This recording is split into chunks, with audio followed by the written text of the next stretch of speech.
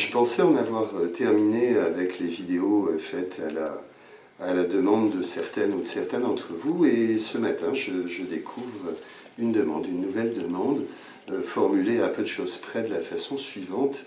Est-ce que vous pouvez évoquer les difficultés qui sont celles des mamans confrontées au départ de leurs enfants, notamment lorsque l'éloignement provoque la rareté des échanges? Et bien du coup, j'ai intitulé cette vidéo « Voir partir son enfant ». La première chose que je peux évoquer, c'est que, bien sûr, il est très logique et très légitime qu'un enfant s'éloigne. Un parent sait inévitablement à la naissance de son enfant que cet enfant est là pour un temps donné et qu'un jour il va grandir et va voler de ses propres ailes. Dans une certaine mesure, mettre au monde un enfant et l'élever, c'est aussi se préparer à ce deuil-là, à ce départ nécessaire et logique.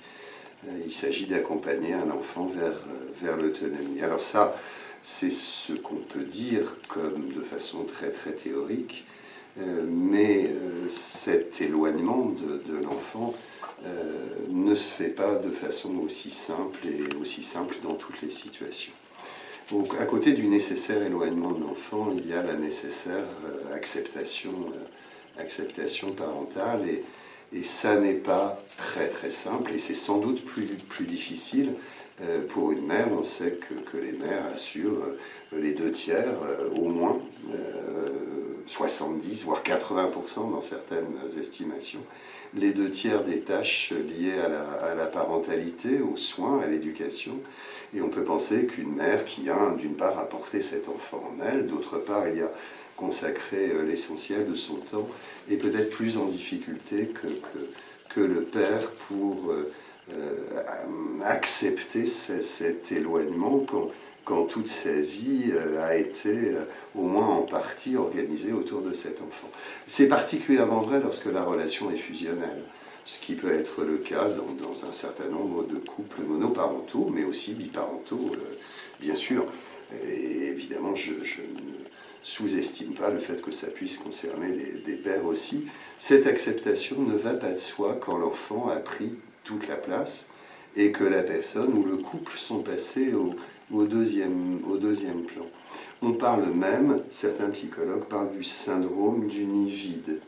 Au départ de l'enfant, eh bien dans une certaine mesure, le parent se retrouve triste, apathique, comme si sa vie n'avait plus de sens, comme s'il n'avait ou si elle n'avait plus de place, plus de fonction à remplir.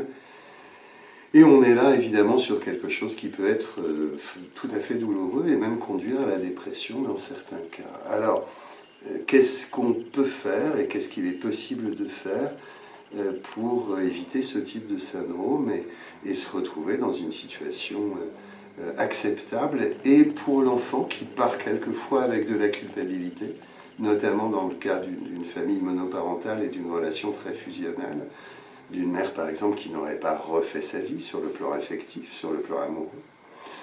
La première idée, c'est évidemment une idée de préparation en amont au départ. Se préparer à ce départ, c'est d'abord s'occuper de soi, donner du sens à sa vie, reprendre des activités centrées sur soi.